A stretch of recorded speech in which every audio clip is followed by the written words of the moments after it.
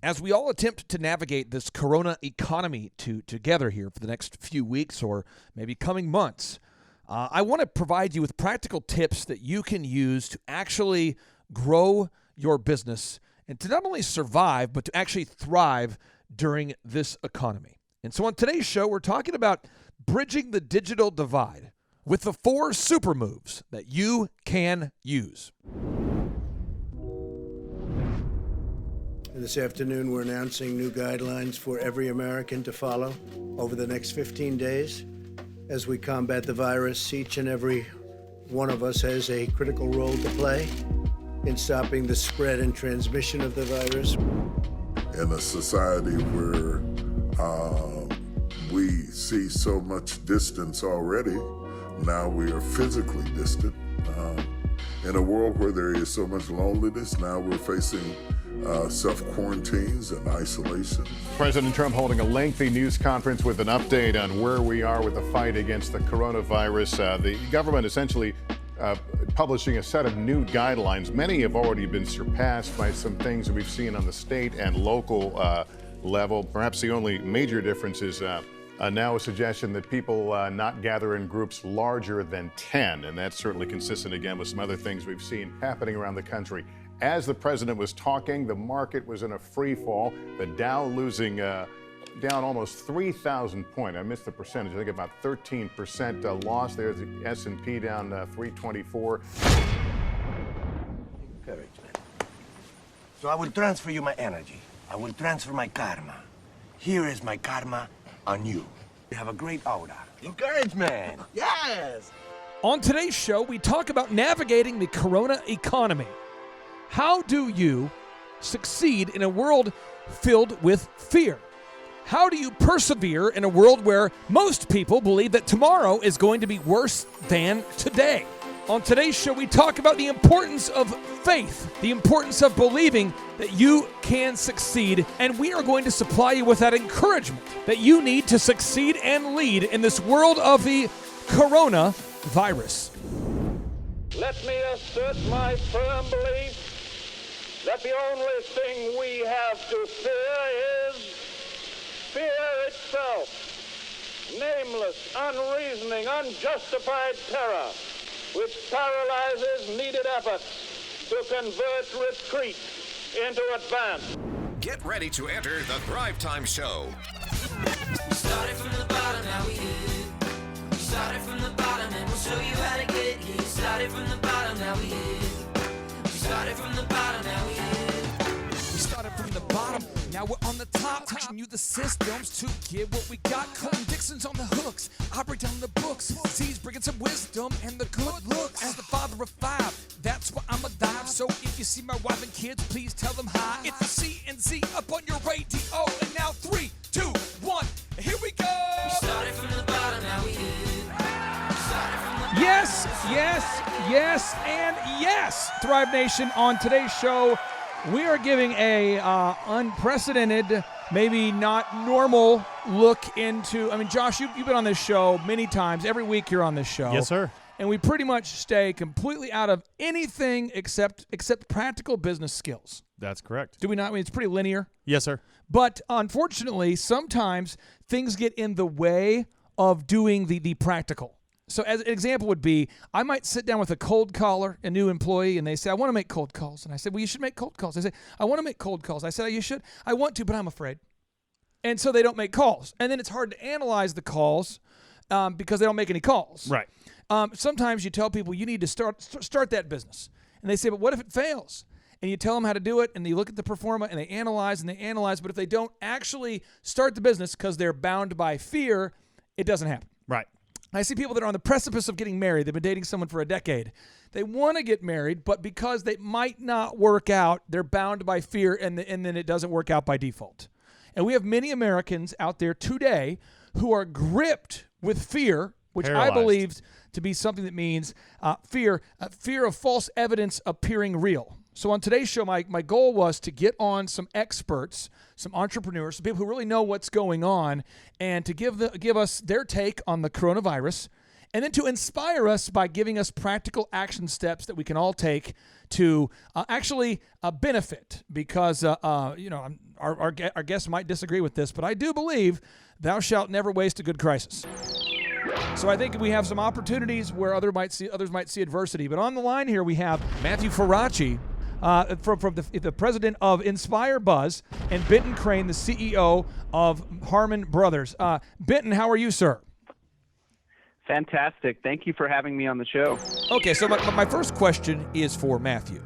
Let's talk about navigating the coronavirus economy. What say you? Well, I think the most important thing right now is for people to realize there's a short-term shift and a long-term shift, right?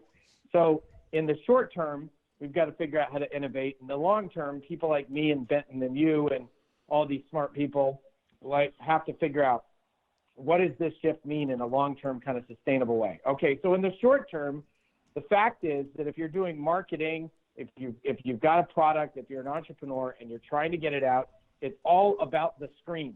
What are people doing right now? They are at home. They're either consuming news, they're watching news, they're reading news, they're listening to news on podcasts. So that means you've got to have a really strong PR game. And then they're also obsessively looking at social media, which means you've got to have a strong content game, which is Benton and his company is, in my view, the best on the planet in doing that.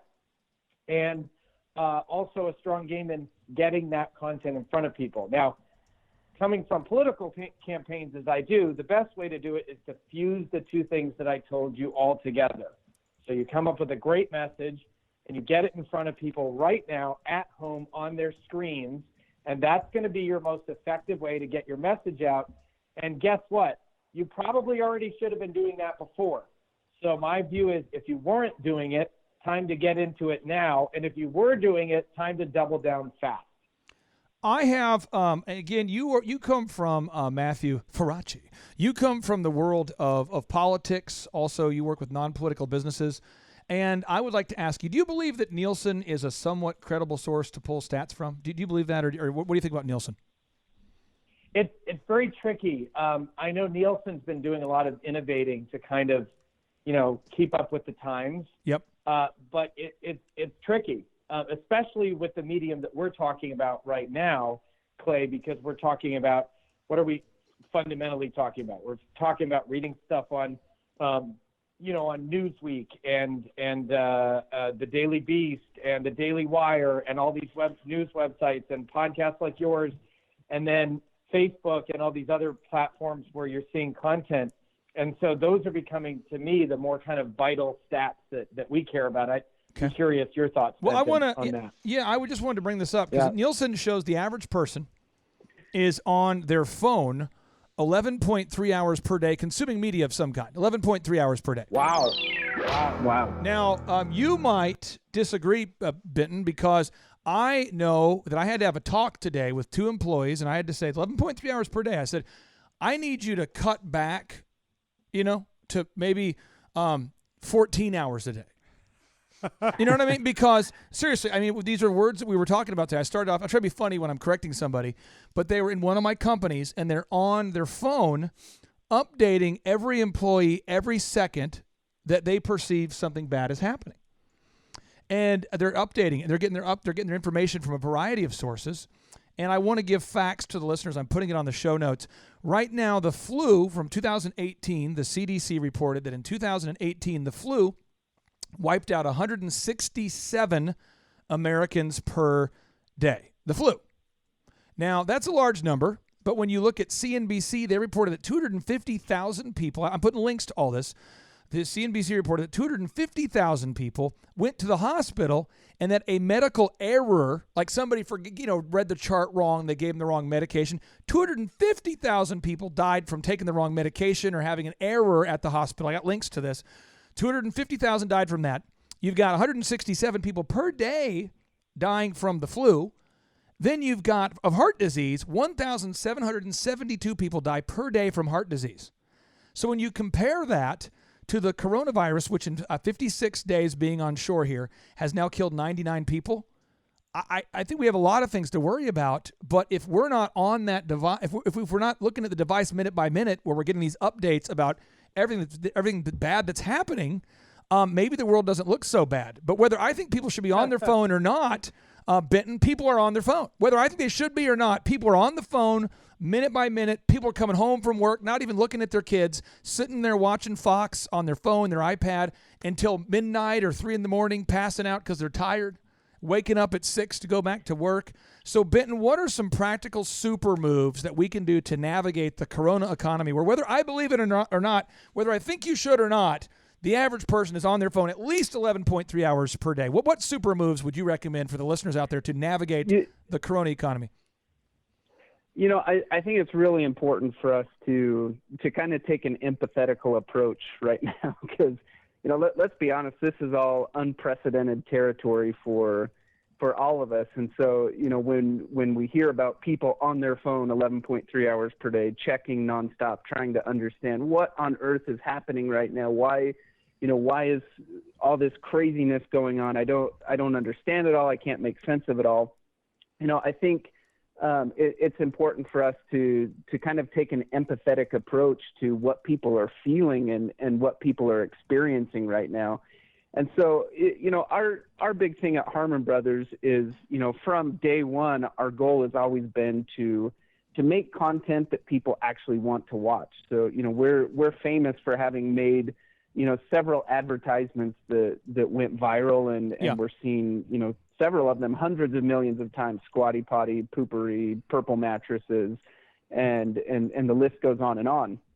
But with all of those ads, we always had that goal of let's make something that people actually want to watch and something that people actually want to pay attention to. And so right now in this environment that we're in, people are inundated with fear-based messages. They're inundated with all of these things that are scary and unprecedented, and they're so, their world is so dominated by uncertainty right now that what we're really seeing resonate is messages of hope and messages of encouragement, because that's what people are really craving and needing right now. And we don't need to come out with unrealistic messages of hope, but as with any scary situation, there's always, positive wrapped up in it. And there's always, helpers who are coming to the scene, and there's so much good to talk about. And I think, to Matthew's point, there's kind of, a short term, what do we need to do immediately to deal with this? And then how do we strategize for the future of what things are going to be like when we come out of the back end of this? So I would say on the immediate aspect, it's like, let's try to be a light. Let's try to be positive. Let's try to be helpful. And then on the longer term side of things, I think it's time for us to start strategizing around, the recognition that the economy is going to be different coming out of the backside of this. And with those changes in the economy, we want to be thinking about the fundamentals of our businesses. What are the things that we need to do to make sure that our businesses survive? We need to get focused in on the basics, just really hyper-focused on sales, because sales are what are going to keep the doors open, keep the lights on, keep the payroll paid, all that stuff. So that's a lot of what we focus on, and a lot of what we talk about is we help businesses get hyper-focused on their sales so that they can survive and thrive. I have 4 super moves, Matthew, that I would like to get into. And I'm gonna tee up a move, and then I'd like for you to share your thoughts on the move for bridging the digital divide here. And then Josh Wilson's here with me. He's an entrepreneur, and we're just going to bat these super moves around, okay? So I'm going to give one move. I'm kind of weaving in some sizzle here that Benton talked about, okay? And people who listen to this show know that I'm a man, bear, pig who's probably missing my amygdala, but work with me on this, folks.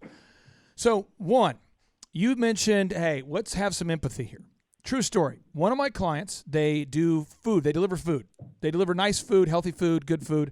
And this one client's in Florida. You got one client that's in California. I like multiple clients deliver food, but one in particular I will brag on. They sent a message and said, "Stuck inside?" ? And they wrote a nice message that said, "We're here to serve you, and if we can help you, limit your exposure and bring you healthy food, we'd be happy to do it. They fired off a text. Talked to them, and I don't want to throw them under the bus, or I don't want to mention someone without their permission today and get myself in trouble. But they had a record day with sales because of that message, and they deliver good food. And they were concerned, though, Clay, I don't want to seem like I'm trying to benefit from the crisis. Now, Matthew, I'll start with you. I said that entrepreneurship is solving problems. You solve a problem in exchange for money. So a surgeon benefits from crisis. Someone has a heart attack. A surgeon goes in there, does their work. And my dad was sustained. He was allowed to live by putting in a pacemaker. And there was a crisis. My dad was having a heart attack. They helped resuscitate him. They made a profit. Medtronics, by the way, is the company that made the profit. Medtronics, they made a profit off of my crisis. What's the line here, my friend? Do you agree with this? Is this a good move? Would you say this is a move, Matthew, or is this not a move in your mind? Well, I think it's brilliant, and let's define what benefit is, okay? Because benefit is value on each side. So that business that you mentioned, they benefit from the fact that they pivoted, they adjusted to the circumstances, they came up with something savvy, and the person on the other end benefited from the fact that they got healthy food that they didn't have to cook in the way that they're looking for it. I always think about that in media strategy as value because, I have a client that has a story they want to tell. I want to tell their story, and the reporter on the other end finds it to be an interesting story. So what happens? Everybody wins because then also the reader who's reading that story also benefits. So the reader benefits, the journalist benefits, I benefit, my client benefits. The idea is, how do you create value that goes all the way around? And people should absolutely not feel guilty about that. This is the time for that. This is America. This is what we do. We innovate. We are the innovation economy. And I think people should be proud of that. And I just had a friend texting me, and he said, I'm so afraid because, I'm stuck at home and blah, blah, blah. And I said, look, stop whining right now. Stop whining and start to think about what skills let's talk about the immediate kind of triage thing. What skills and value do you bring to the table, like you just said, Clay, that solves a problem for somebody right now? And when you start thinking about it that way, you can innovate out of this, and everybody benefits. In other words, if you benefit, so does everybody else. You're not taking advantage. You're helping people in that transaction. I think that's what people should be doing. Okay, so the first move, we're in agreement on the first move. Now I'm going to go here to our video man, Benton Crane. If you haven't seen Benton's videos with Harmon Brothers, they're beautiful, beautiful videos. But Benton, I'm going to go with you for this next super move, and I'm going to run it by you, and you say, Clay, you're a terrible person. That's okay. You can boo me. I have a boo button here. I'll just hit the button, and then that's what happens. So I'm prepared for that to happen. Call your customers and tell them thank you. Now, I had a client of mine today. He said, what do I do? What do I do? I said, well, are you busy? He said, well, I'm slower. I said, why don't you just call all your clients? This person happens to be a dentist. Call them all and tell them thank you for their loyalty and their business, and you're here to serve them. His books for tomorrow are slammed because these people said he's the only dentist open. He has like 8 employees, 9 employees, doesn't have 20 employees or 50, but he's just calling them and telling them thank you. He's not asking for the business. He's just saying thank you for being there. We want you to know if your kids have dental problems right now, we're here. And as long as we're allowed to be open, we're going to be here for you. But I just want to tell you thank you so much. And it wasn't asking for something. Would you agree with, is that a good idea? Or do you think that's a crazy idea, Benton? I think it's a great idea, and I'd take it one step further and ask how they are. There it is. What are you going through? What are you experiencing? What are you facing right now? And just for them to know that you're there and that you care, that means so much. It's interesting because, a lot of our work we're able to do remotely. And so, we've been able to reach out to several of our clients and say, hey, don't stress about it. About anything, with regards to your upcoming campaign, we're working on it. We're on top of it. We're pushing it forward. Don't stress. But for some of our other clients, for instance, those who haven't had their film shoot happen yet, there still is uncertainty up in the air as to whether or not we can bring a group of people together onto the film set to be able to film the ad for them. It looks like at a minimum, there will be a delay in us being able to do that for them. And worst case scenario, we could have to go to some pretty extreme arrangements to pull it off and to make it happen. And so, for those customers who there's still a lot of uncertainty around, we're still reaching out to them and talking to them and communicating and finding out how they're doing and letting them know that we're doing everything in our power, and we'll keep them apprised of any updates and any changes. And so far, proactive communication with our clients has been, a fantastically smart move. Now, I would like to ask you this, Josh Wilson here. I want to get your take on this. This is something that could be very controversial for somebody out there. And maybe you say, Clay, you again? I have the boo button ready here, folks. This is like like when Bernie's up there debating with Joe Biden, or you had Trump back in the day debating with Mr. Carson. You have that whole thing. There wasn't a lot of you couldn't hit the boo button if you didn't agree. But I'll allow you to boo me. So if you don't agree, it's fine. This next super move, I have found that, and I've been on the planet for 39 years. I have found that when I go on CNN or Fox, even when the economy's rocking and the world's good, I can always find a good shooting. I can always find some bad weather. I can always find something terrible on Fox or CNN at any given time. So I limit my access. I do not I don't put my head in the ground and hide and pretend as though news doesn't affect me, like a tornado coming to Tulsa or a virus. But I don't have 24/7 access to it, because I know myself, and I know that the amygdala is the emotional processing center of the human brain. And when the amygdala is activated, we've interviewed Laurie Santos, the professor from Yale, about this. She explains this. When the amygdala is activated, it's hard to think logically when you're emotional. So that's why I don't watch scary movies at work typically, ever. So, Josh, do you limit your access? I mean, you Living Water, you have a team of people. It's a multi-million-dollar company.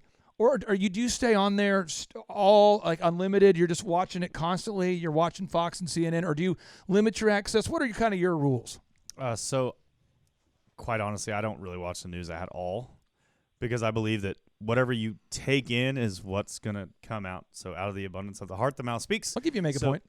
I believe that whatever positivity breeds positivity, negativity breeds negativity. So whatever you surround yourself with, whatever you engulf yourself with, is what you will become. So I just flat out believe that we should be looking for the positive things, that we should be speaking life, that we should find the means by which to continue to press on and press forward, instead of being caught in some muck or mire or some nonsense. Do you believe in a thing called love? I do.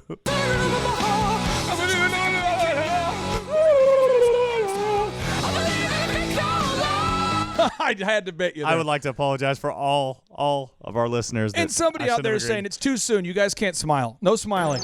No smiling until the corona's gone. Okay. So I do believe in the empathy, to go back to... In my face. You're booing me. That's fine. I'll boo myself. I do believe that we absolutely positively want to be empathetic, that we absolutely positively do want to make sure that we show others that we're caring and compassionate, but also... Let's talk about some positivity and talk about some of the good things that are going on, and talk about some things that we can do to learn and grow in this time of hostility. Okay, so super move one, we all agree that we can focus on problems we can solve for those impacted by the coronavirus, as demonstrated with our food delivery company.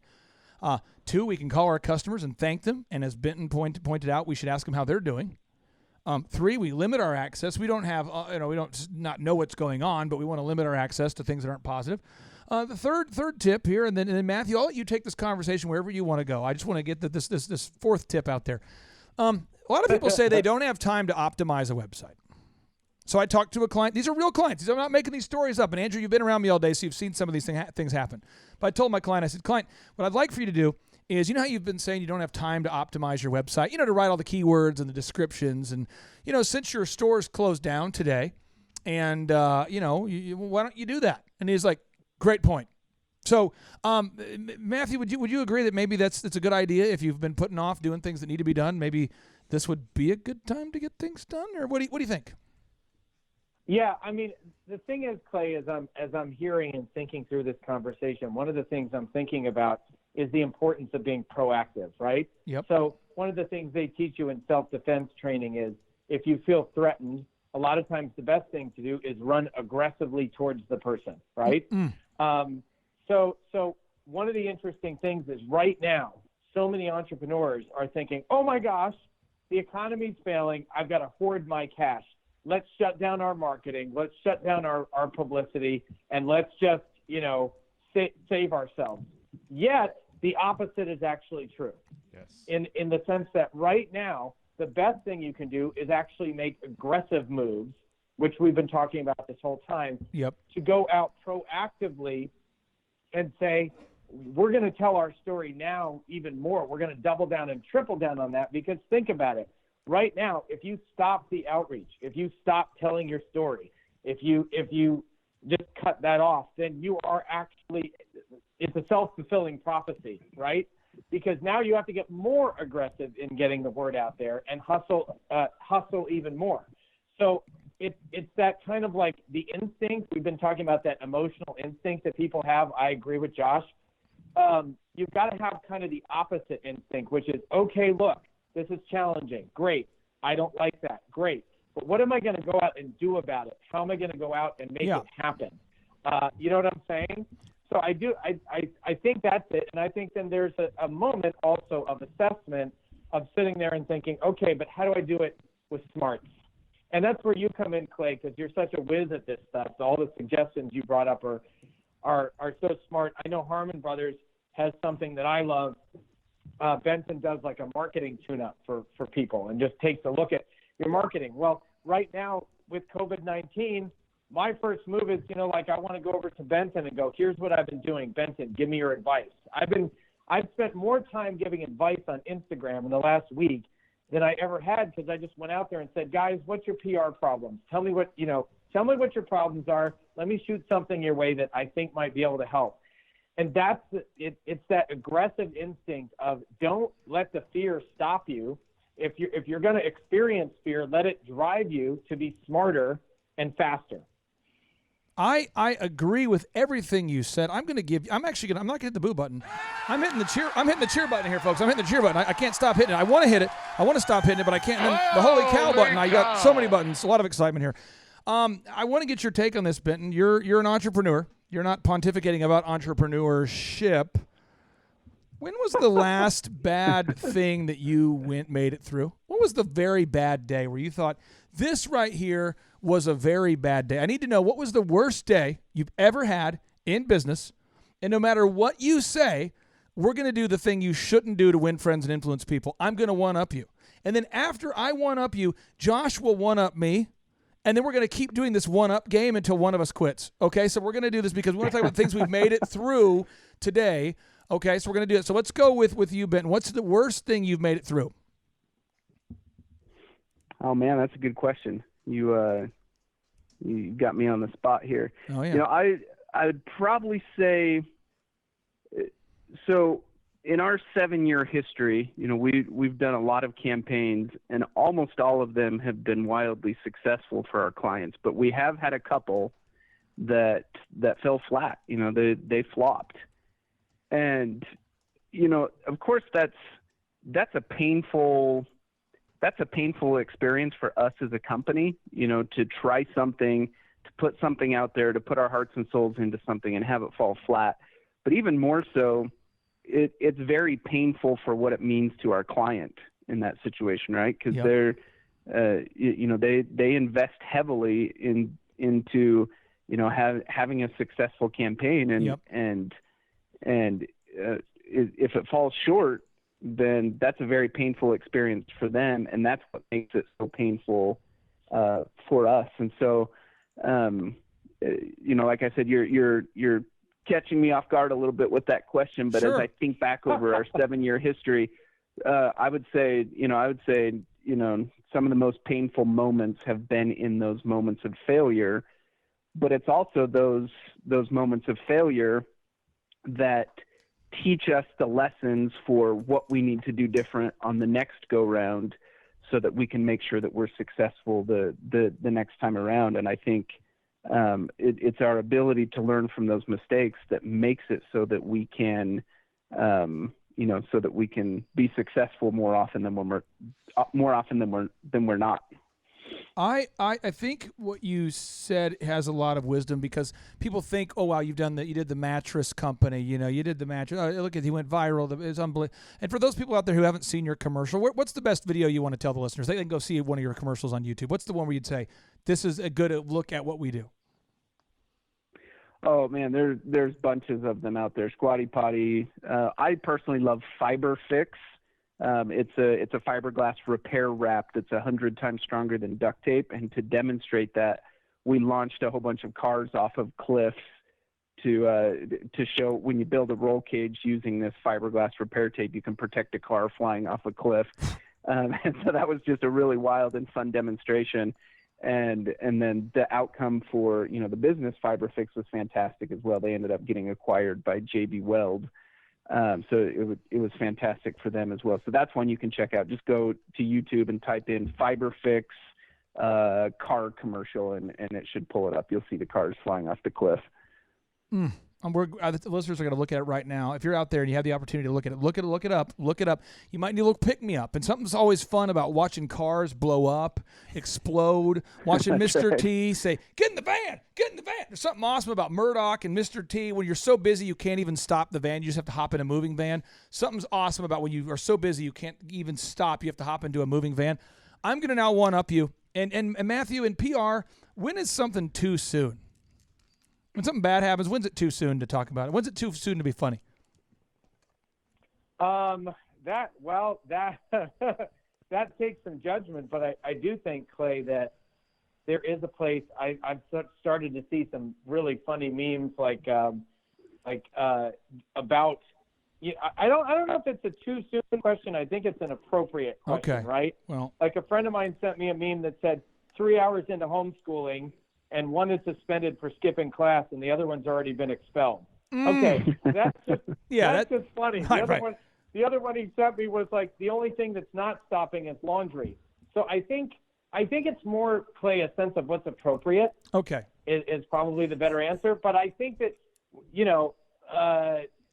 look, in the Jewish tradition, we have a long tradition of using humor as a way to cope with challenging circumstances, right? So I think it's very healthy. To think about it that way and to be able to laugh about it, because that's the other thing, is everything now is too serious, and that oppresses the soul. It does. It does. That's why I love you, Clay, because I literally feel like I could see a mushroom cloud in my backyard, and you'd be like, "Hey, that's the big one." There it is. Yeah. Here are some things that I'm going to share some stuff. Definitely going to get some bad reviews on iTunes for this one, but we're doing it. I'm throwing it out there. I have a person in my life who I've got to be very vague. Matthew, I got to be very careful. You're not my PR, consultant, but you know how it is. I got to be careful. So I say, okay, here it is. I'm your consigliere. Okay, let's so put it that way. I have somebody in my life. I've been working on a deal for many moons, okay? And this person says to me, Clay, I'm going to move forward with you on this project, whatever this project is. But I need you to cut off associations with these 3 people in order for this particular project, whatever it is, to go forward. Now, by the way, this project is the one where you put the commas and the zeros and the zeros and the zeros and the comma. It's the $1 million, one. And all I got to do is take 3 people out of the project, whatever the project may be. And I said, well, why? And they said, it just in the world of such divisiveness, you know how the world is so polarizing, we need to take them out. And I said, I'm not going to do it. Those are my homies. Those are my aces. So I ended up having one of the biggest whatevers in the world just drop me from a big thing because I stood up for my homies. Because I said I'm not taking them out.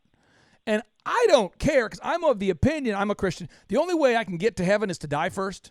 So I don't want to sit there and try to keep all my money en route to, I can't take it with me. I mean, maybe you can try, teleport my money. But my whole thing is like, sometimes you have to stand up for principles. And that was a really bad thing that just happened officially, like just now. I'm going to pull up my do not look at my inbox. He's got the video camera up. But I just now got my official thing in here. I just got the email, and it should be right in here right now. And it is my official termination, go away, you can't work with us kind of thing. It should be in here. And it's whenever you get this kind of thing, it becomes official. I wanted to pull it up here to celebrate. Clay, there it is. I feel like this time period that we're in, The cream's going to rise to the top. The good people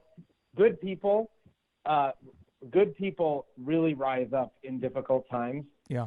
And, you know, as a business person, I think you're going to know who your friends are. Yep. And that means if you have to stick to your guns because people have treated you unfairly, you know, I think people are afraid, like, oh no, the economy's shaky. I have to take whatever work I can get. No, you don't. That's where divine providence comes in.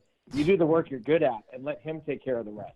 Now, I have a little pick-me-up. Josh, we can't speak of the details yet because it's too soon. Too soon. But did you not – this is what's crazy. The person who dropped me because of my values, did you not meet their antithesis who flew here to meet me yesterday? Did you not see him, Josh? I absolutely positively did meet him or her. Whoever her. they are. You met Yes. this person, and they're saying because In the of flesh. because of your values, I want to work. You saw it. Precisely. And this person was asking you questions to verify that I do, in fact, believe these things. That you are, in fact, who you say you are. This is interesting. So my bonus tip I want to give the listeners here is decide how much you're going to worry and then stop seeking universal praise. Because to quote Aristotle said, the only way to avoid criticism is say nothing, do nothing, be nothing. And I got this little controversial quote from this controversial book called the Bible. Matthew 6:25-34 reads, "Therefore I tell you, do not worry about your life, what you will eat or drink, about your body, what you will wear. It is not life more than food and the body more than clothes. Look at the birds of the air. They do not sow or reap or have access to the internet, store away in barns, and yet for your heavenly Father feeds them, etc., etc." The point is, we can either look at fear today as the inspiration needed to persevere and put it into another gear, or we can sit there and cry. But we got to have a little empathy. There's a balance. Some of you out there want to, have a little more empathy, some a little less. People like me are missing their amygdalas, which means at my dad's funeral, when my dad passed away, after the funeral, Josh, I'm in the parking lot, a pastor comes up to me and says, "You don't even seem sad." I'm like, "Well, he died of Lou Gehrig's disease. He's in heaven. Isn't that the reward?" I'm happy for him. But like, some people are like, "You're a bad man." I say some people, everybody at that funeral was like, "That homeboy's not even crying for his own father. What a sick freak." And I tell him, I cry at Atwood's, the kind of the country home store where you buy chicken food. I love crying in the parking lot of Atwood's. So now that I've shared my very bad thing that happened and how I overcame it, Josh, what's something very bad that you've overcome recently in the long term, whatever you want to share? Because somebody out there is going through something right now. Yep. They just lost the big deal because of the corona scare. Sure. What encouragement do you have? What's the worst? So I don't want to trivialize anything, and it's not a quote that I've made popular at all, but everybody listening to this has made it through 100% of their bad days. Oh. And so if we can literally just hold on to that and realize no matter how bad things get, we've lost a lot of bad deals. I've had employees get wrecks that was their fault and then turn into big situations. And you tweaked your knee the other day. You discovered your basketball career is almost over I now. mean, it was devastating. I knee. thought maybe when the NBA came back, the league season began again, that I would go play professional basketball. Without traiing and being 40? Sure. You thought you were going to do it? I was walking down the street and I stepped on a pebble and like my ACL hurts. True story. Yeah. So bad things happen. I sent an office manager. If the corona doesn't get you, the pebbles will. The pebble will. So, but like, here's a horrible thing. I sent one of our office managers on a mission trip. Yeah. About 3 years ago, and Yeah. I don't care. She knows exactly who she is. Okay. Sent her on a mission trip. We fully funded it. It was awesome. Here we go. Serve the kingdom. Yes. She ghosted us and never came back to work. Really? Yeah, just straight up ghosted us. And so with that being said, there's horrible stories that all of us entrepreneurs could tell about just horrible things happening. But you just laugh about it and realize we've made it through every single one of those. Yep. So take some action. Let your emotion put you into motion. Yep. So go do something with it. Learn a new skill. Learn what we can do with our existing client base. Learn what we can to improve our website, to improve our branding, to improve how we're scripting things and how we're doing our calls. There's always room for improvement. So just take the downtime and quit using the excuse that you don't have time, because here pretty quickly we're going to have a whole bunch of free time. So just take advantage of it. I would ask, as we wrap up here, I want to make sure Matthew and Benton can each chime in. One thing about that, Josh, though? Yeah, do it. I don't think there should be downtime. I agree. It's reorienting. It's reorienting your productivity. Okay. I love that. That's the thing. It's like, okay, fine. So you're not doing the thing which you were doing. Great. I don't think it's time to clean up the house and rearrange the furniture. Yep. It's time to go, okay, how do I pivot? How do I move? And what do I do differently you should be busier now than you were before. And I agree. really want to encourage people. I really believe that. I love that. I love agree. that. I want to make sure we have time for both of you guys to do one final hot take here, because I love having Matthew and Benton on the phone here. One young lady I know fairly well, she had all geared up to go to South by Southwest. She's a lady, doesn't live here, and, she was all geared up. You get the booth there. You know the thing, Matthew, you get the big booth, and you're hoping that, you get the right, Mary gets some mariachis to help market Matthew Faraci over there at South by Southwest. So much is built up into it. It's a huge conference. And it canceled. She's not a client of mine. She just sent me a text, what do I do? And I said, call everybody who was supposed to be there. Because she has a list of people that are going to be attending, the vendors and certain people.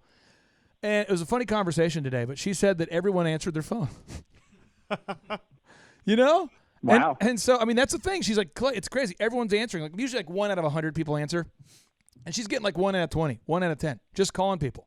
So, that's a thing, the activity, the action. Action is what kills the fear right there. But fear and faith can't coexist. So I want to make sure we get this. Fear and faith cannot coexist. Decide what team you're on, march forward with great victory. And especially those of you crazy enough to own a business right now with employees, they look to you as your Moses. You might consider yourself as like the Jabba the Hutt of life, but they look to you as their Moses. For their world, you are what matters. You set the tone of that business. And if you walk with fear, it freaks people out.